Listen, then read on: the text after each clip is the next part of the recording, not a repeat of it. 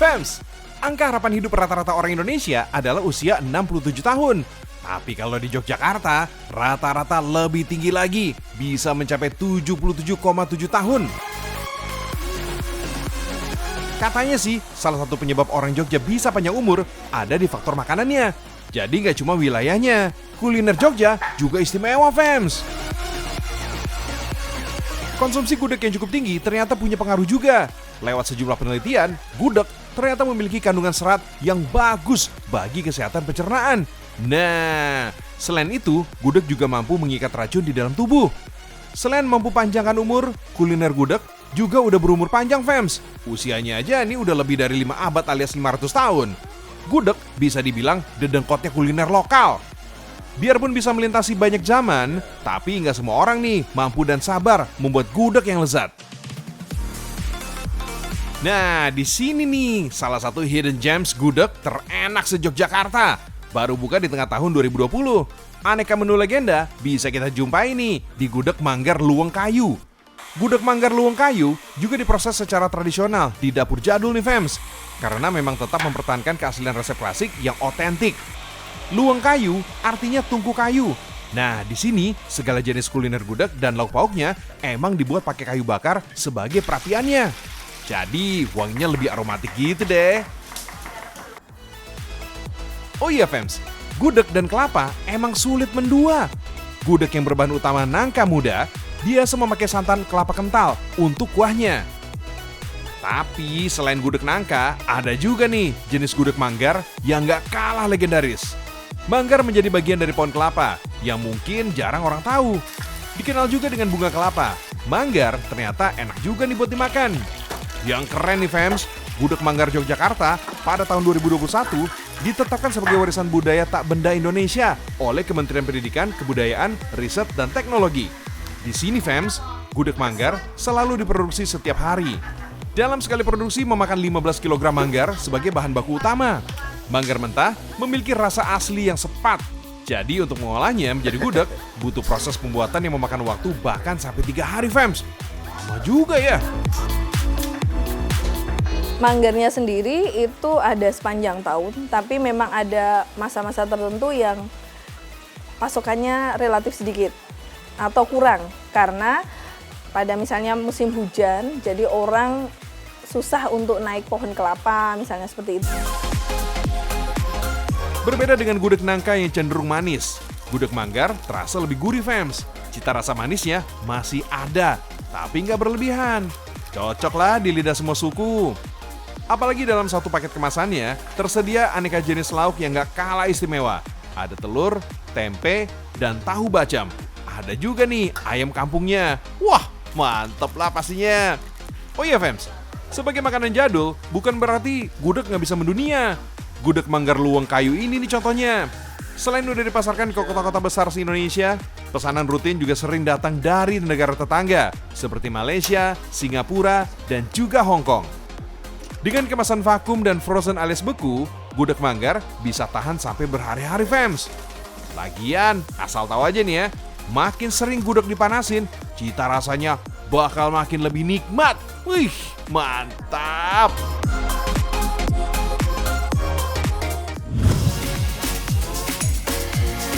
Selain gudeg, ada lagi nih, Fams, olahan kelapa yang kesegarannya abadi sepanjang masa.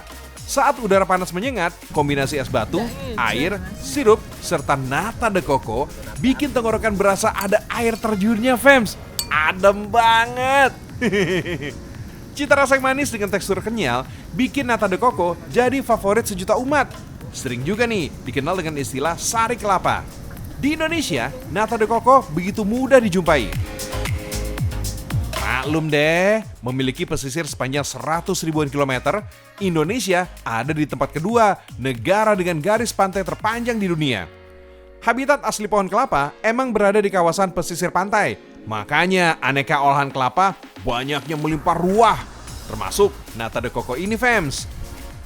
Di Jogja ada nih pelaku usaha kecil menengah yang mampu membuat nata de coco dengan kualitas rasa dan standar produksi tingkat tinggi.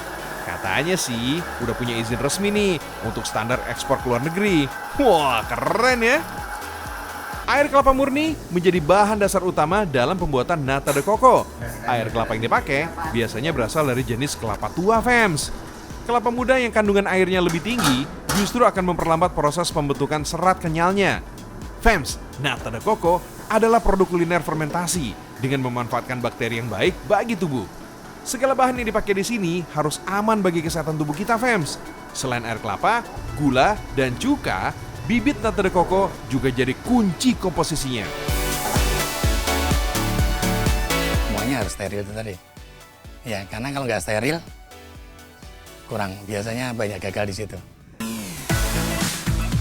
Biasanya nih fams, rebusan air kelapa yang sudah dicetak akan mengeras setelah didiamkan selama 8 jam sampai 1 hari. Tapi lembaran nata de coco seperti ini belum bisa dipasarkan. Lapisan kulit arinya harus dikerok dulu nih fams, sampai bersih. Kemudian cuci dengan air mengalir, lalu dipotong kotak-kotak. Fams, nata de coco pertama kali tercipta di negara Filipina. Di Indonesia, panganan ini mulai diperkenalkan sekitar tahun 70-an. Baru pada tahun 1981, produk nata de coco mulai dikenal luas di negeri kita. Nah, olahan ini dikenal dengan rendah kalori, serta memiliki serat tinggi. Cocok nih sebagai panganan diet, karena mampu memperlancar pencernaan. Untuk menambah cita rasa, biasanya sih, lembaran yang telah dimasak akan dikemas ke dalam sirup atau air gula, yang ditambah perasa buah-buahan. Selain menambah kenikmatan, tahapan ini juga dapat menjadi pengawet alami. Oh iya fams, usaha rumahan nata de coco ini terletak di Kabupaten Sleman, daerah istimewa Yogyakarta. Dirintis sejak tahun 2013 lalu, produk dari Sleman ini memang nggak perlu diragukan lagi, fams. Selain dipasarkan di Pulau Jawa, pembeli juga bisa nih datang ke sini untuk mendapatkan produk yang masih segar dari pabriknya. Yang pasti harganya lebih miring dong, fams.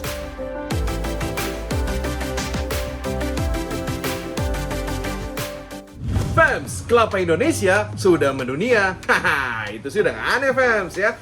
Bahkan batoknya nih ya, sampai ke Amerika dan Eropa juga. Wah, canggih nggak tuh? Seperti apa ya kira-kira ya perjalanannya ya? Nah, kita simak sama-sama ya. Ini dia liputannya.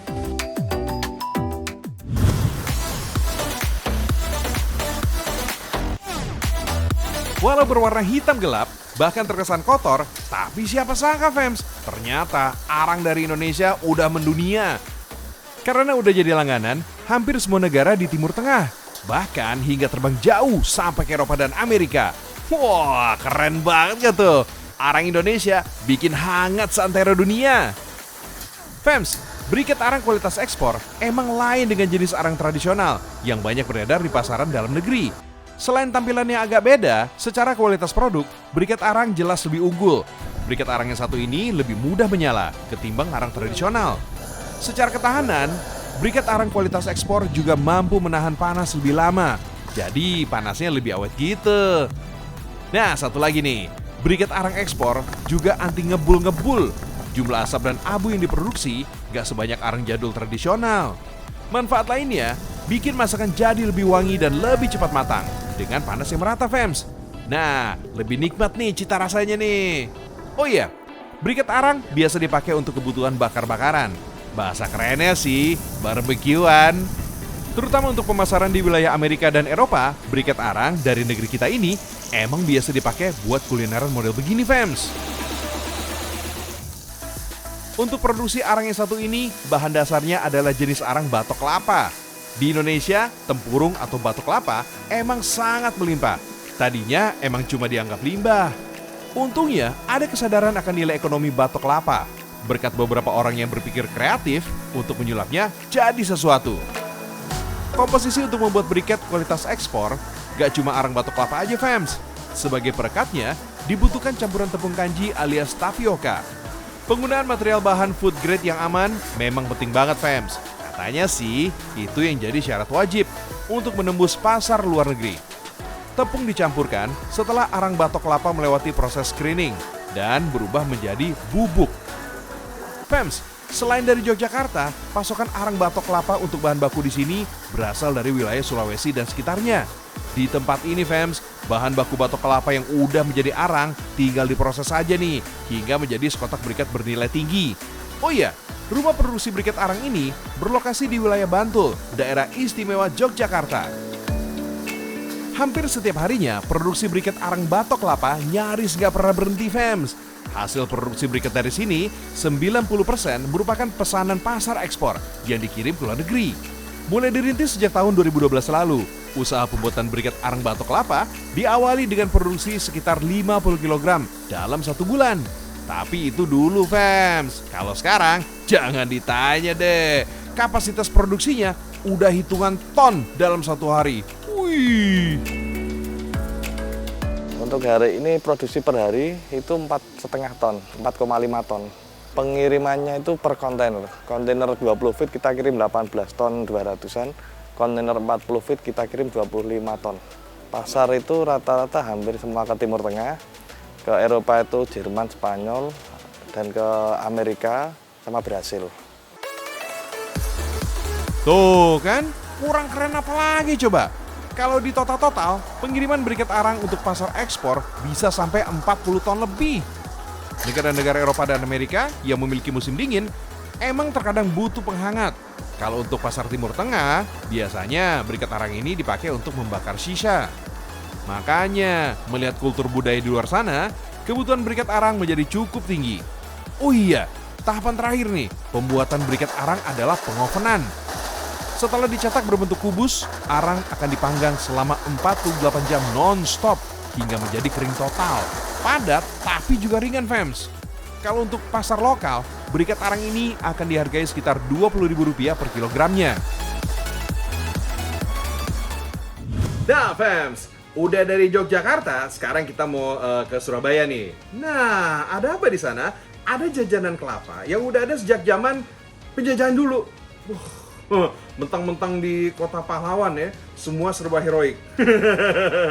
Nah, yuk langsung aja kita cus ke Surabaya. Let's go!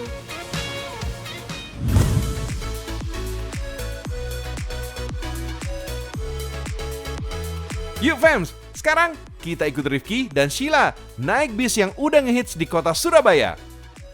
Walaupun punya julukan bis sampah, tapi tenang fams, bisnya jelas nyaman dan ber-AC. Soalnya bis ini memang menyediakan pembayaran dengan botol limbah plastik. Untuk botol ukuran 600 ml, tarifnya senilai 6 botol. Sedangkan botol ukuran 1,5 liter, tarifnya setara 3 botol. Tapi kalau kalian nggak menyediakan botol plastik, bisa juga bayar pakai uang elektronik kok. Untuk penumpang umum, tarifnya Rp5.000. Sedangkan pelajar dan mahasiswa dikenakan tarif Rp2.500. Nah, ini dia tujuan Rifki dan Sheila fams. Lokasinya ada di Jalan Wali Kota Mustajab, Kota Surabaya. Namanya Sate Klopo. Klopo sendiri diambil dari bahasa Jawa yang berarti kelapa. Jadi, sate klopo ala Surabaya ini adalah sate daging sapi yang dibungkus dengan bumbu olahan kelapa. Ditambah lagi arang untuk membakarnya nih. Juga menggunakan arang dari batok kelapa.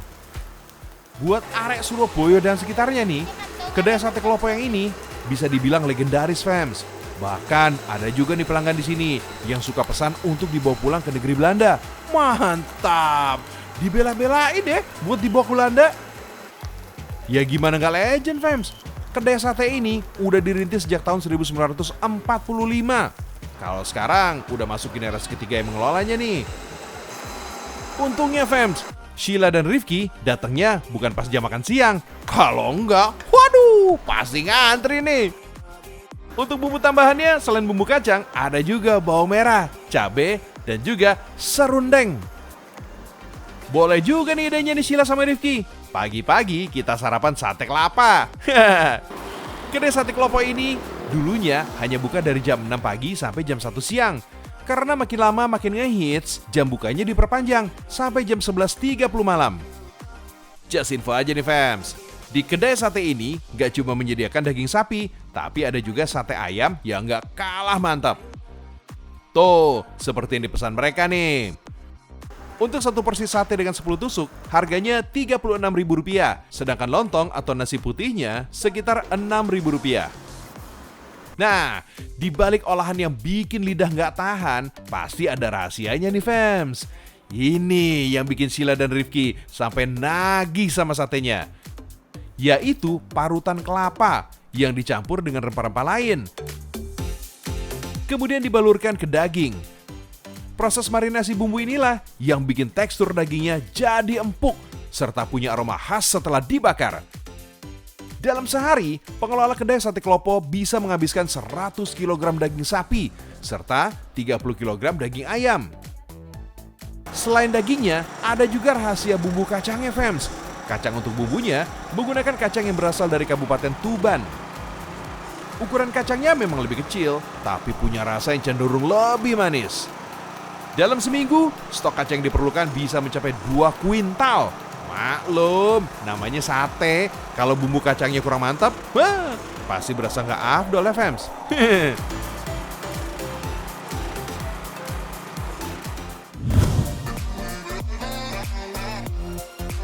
Nah, kalau mau sate yang nggak kalah ngehits, ada lagi nih yang berikut ini, fams. Kita nongkrong dulu yuk, bareng Dona dan Astri ya, fams. Dari dulu mereka memang hobi tanaman. Makanya kalau lagi nongkrong, mereka lebih milih lokasi yang banyak tanamannya. Bahkan, fams, pas lapar datang menyerang, mereka suka makanin tanaman. Waduh, sejak kapan nih pecinta tanaman hias jadi suka makan tanaman? Bahkan gak cuma tanamannya aja, fams. Itu batu sama tanahnya juga dimakan. Duh, kalian ini, aduh, cakep-cakep, tapi apa aja diembat juga. Ampun deh. Jangan salah, fams. Tanaman yang dimakan Dona dan Astri tadi bukan tanaman beneran, tapi sate ayam yang berbentuk tanaman. Kuliner sate tanaman adalah kreasi dari Rozana Mutia, seorang chef yang berdomisili di kota Gresik, Jawa Timur. Terinspirasi dari lirik lagu Tanah Kita Tanah Surga. Makanya, sejak pertengahan tahun 2021, Kak Ros akhirnya mewujudkan menu olahan sate ayam yang berbentuk tanaman. Makanya, mulai dari tanah sampai batu yang ada di menu sate tanaman, semuanya bisa dimakan, fams. Bahkan, sampai potnya, bisa dimakan juga, fams. Karena berbahan dasar cookies rasa bawang. Fams, dalam dunia kuliner ada satu ilmu nih, yang namanya gastronomi molekuler. Ilmu inilah yang mempelajari cara mengubah bentuk makanan, namun tetap mempertahankan rasa aslinya. Salah satu contohnya, jas sate tanaman ini, fams. Misalnya pada bagian rumputnya. Bahan utama dari rumputnya adalah air jeruk nipis dan gelatin powder yang udah melalui proses sedemikian rupa. Kemudian diberi pewarna hijau, lalu dibentuk menggunakan kuas. Nah, ini dia proses pembuatan batu yang tadi dimakan sama Dona dan Astri. Batu ini sebenarnya lontong yang dibentuk jadi mirip banget sama batu. Sampai ke warnanya juga mirip, fams. Bahan untuk lontongnya sendiri nggak beda dengan lontong pada umumnya. Setelah lontong dipotong-potong, kemudian dibentuk bulat, lalu ditusuk menggunakan tusuk gigi. Lontongnya jadi mirip dengan warna batu karena ada proses coating dengan campuran bahan kaolin clay dan active charcoal. Lalu didiamkan deh hingga mengering. Oh ya, fams, ide pembuatan sate ayam berbentuk tanaman, Kak Ros terinspirasi dari beberapa chef kenamaan yang mengkreasikan kuliner berbentuk unik serta mudah dibawa-bawa. Sedangkan bumbu kacangnya ini bisa mirip banget nih sama tanah karena ada campuran bahan yang namanya maltodextrin. Kalau dibilang prosesnya agak ribet, ya memang gitu, fams. Karena gastronomi molekuler memerlukan 3 aspek penting, yakni aspek sosial, artistik, dan teknik. Makanya kalau di restoran-restoran, gastronomi molekuler sering akrab dengan pertunjukan yang menghibur pengunjung. Bahkan ketika hidangan tersaji di saat menyantapnya juga punya hiburan tersendiri, fams. Oh ya, satu-satunya bahan yang nggak bisa dimakan ya kayu pohonnya, fams. Karena kayu pohonnya merupakan tusuk sate yang menggunakan kayu pohon beneran. Lagian di mana-mana kalau makan sate, udah pasti tusuknya nggak ikutan dimakan ya, kecuali doyan makan kayu. Terus bedanya dengan sate pada umumnya, daging ayamnya dibakar dengan torch, bukan dipanggang dengan arang. Satu paket sate tanaman ini dibanderol dengan harga Rp86.000. Harga segitu ya wajar lah ya, mengingat prosesnya, plus bentuk hasilnya estetik banget nih. Lagian peminatnya juga banyak kok, apalagi sejak Kak Ros memasarkan melalui jaring sosial media. Cuma sayangnya, fams, Kak Ros masih terkendala oleh waktu untuk memenuhi pesanan dari luar kota Gresik dan Surabaya. Mungkin kalau suatu saat kamu mampir ke Gresik Fams atau ke Surabaya, bisa tuh kontak Kak Ros. Untuk pemesanan, minimal 3 hari sebelumnya Fams. Maklum, Kak Ros sibuk. Hehehe.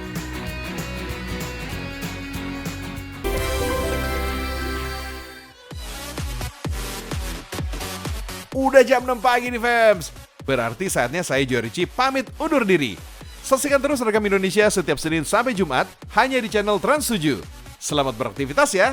Kibarkan terus nama Indonesia karena Indonesia mendunia.